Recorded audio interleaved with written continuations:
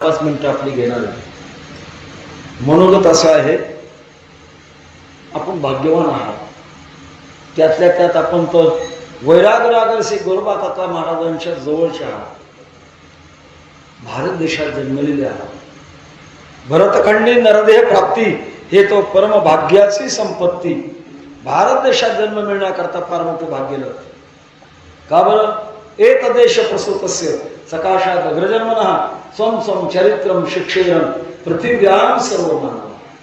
जगातल्या माणसाने आपल्या देशात यावं, अध्यात्माची भक्तीची धडे घ्यावी, अशी आपल्या देशाची उंची. पण मधल्या काळात पाश्चात्य संस्कृतीचं अंधानुकरण आपली संस्कृती खाली आली.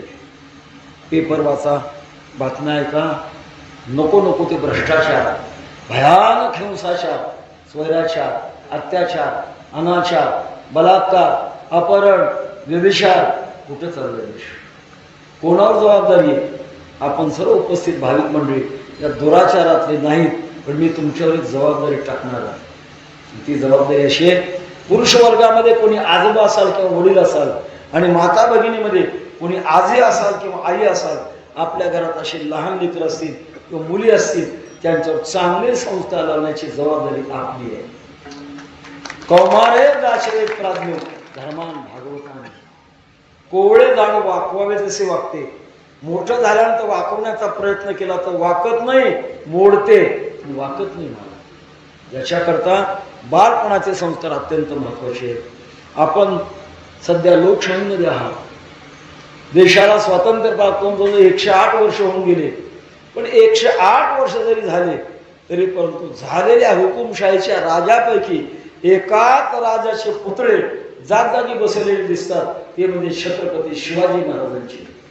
कारण बालपणात जिजाऊ मातेने संस्कार दिले, शिवाजी महाराज एवढी सत्ता, एवढं सामर्थ्य. कल्याणचा खजिना लुटल्यानंतर मावळ्याने त्याची सुभेदाराची देखणी सून महाराजांच्या करता भेट म्हणून आणली, आणि तो म्याना उघडल्यानंतर महाराजांचं हृदय काय बोलतंय? महाराज, माझी आई जर तुमच्यासारखी देखणी असती तर मी सुद्धा तुमच्यासारखा देखना जन्माला आलो असतो. कोणाच्या तोंडातले वाक्य सांगण्याचा माझा मुद्दा आहे की बालपणाचे संस्कार फार महत्वाचे होते, आणि ते आपण लावणं आपली गरज आहे. तरच आपल्या देशाची सुस्थिती राहील.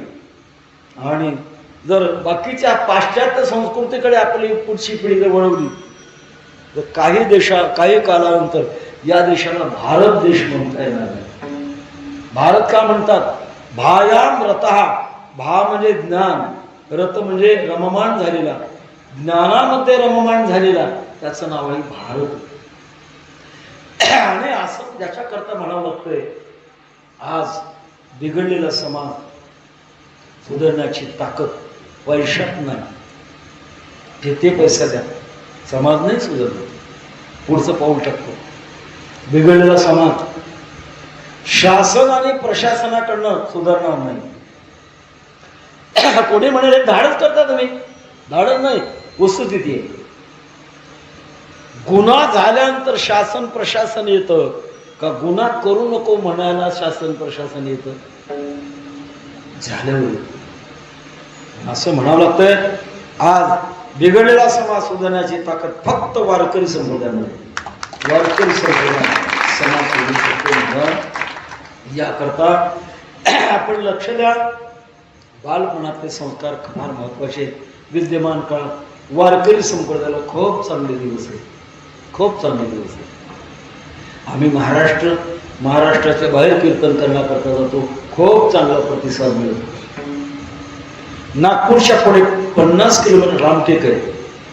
तिथल्या भाविकांनी सद्गुरू जोग महाराज संस्थेची उपशाखा स्थापन करण्याकरता एका भाविकाने 4 एकर जमीन आळंदीच्या संस्थेच्या नावानं रजिस्टर करून दिली. आम्ही आळंदी करता एक न्याय पैसा नाही खर्च करणार, पण एक विश्वासाचं ठिकाण आहे म्हणून आम्ही ते स्वीकारणार. 10 जानेवारी मध्य प्रदेशमध्ये होतो. छिंदवाडा जिल्हा, अंबाडी नावाचं गाव, तपोपूर्ती महोत्सव.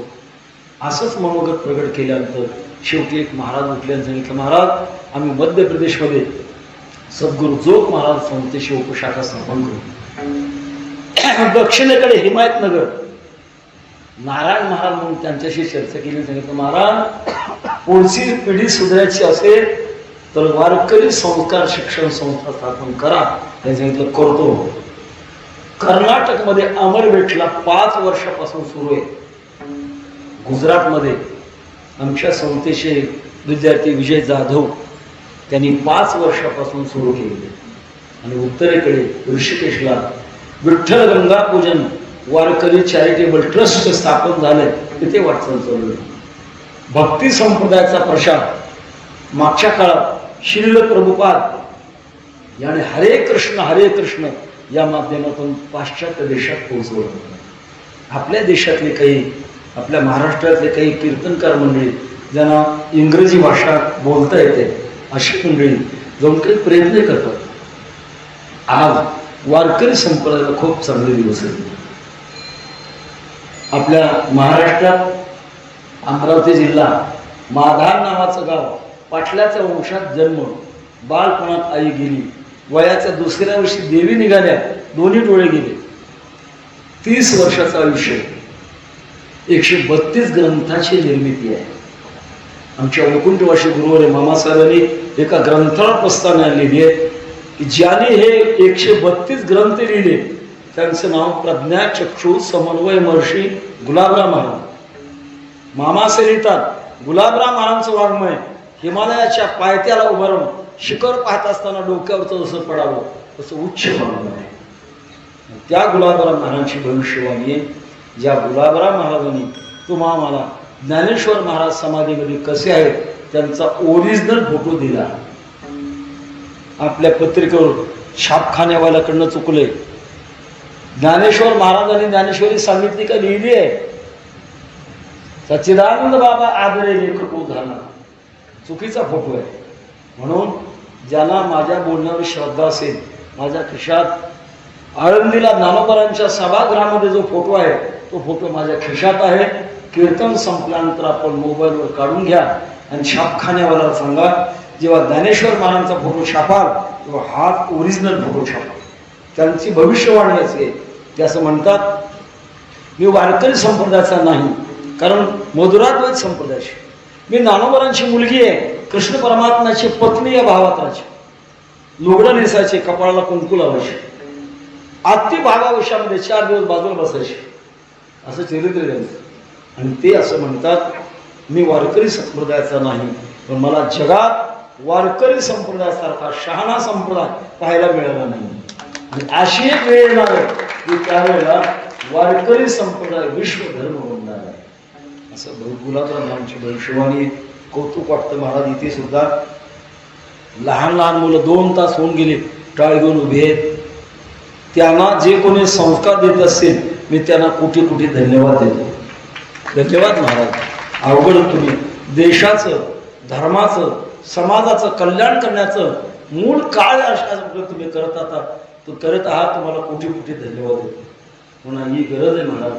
माझ्या मनोगताचं तात्पर्य एकच आहे की माता भगिनीनं रविवारी आपल्या मुलाकडनं हरिपाठाचा एक अभंग पाठ करून घेत चालला तर आयुष्याची सामग्री बदलते. त्यांना रामायणातले प्रसंग सांगावे, मंदिरात देवाच्या दर्शनाला येत असताना बरोबर घेऊन यावं, संस्कार लावावे. आणि संस्कार लावण्याची अत्यंत महत्वाची गरज आहे. पुरुषोत्तम मास या निमित्ताने आपण साधना करतच आहात. 2 दिवसानंतर आपण या साधनेच्या बाजूला जाल. काल्याचं कीर्तन झाल्यानंतर संपाल, तरी परंतु आपली मात्र वारकरी संप्रदायाची साधनेची पुढच्या पिढीची काळजी मात्र आपण बंद करू नये आणि तिची दखल घ्यावी, अशा प्रकारचं माझं मनोगत आपल्यापुढे प्रकट करतो. झालेली चिंतन सेवा भगवान प्रभू रामचंद्रांच्या चरणामध्ये समर्पण करून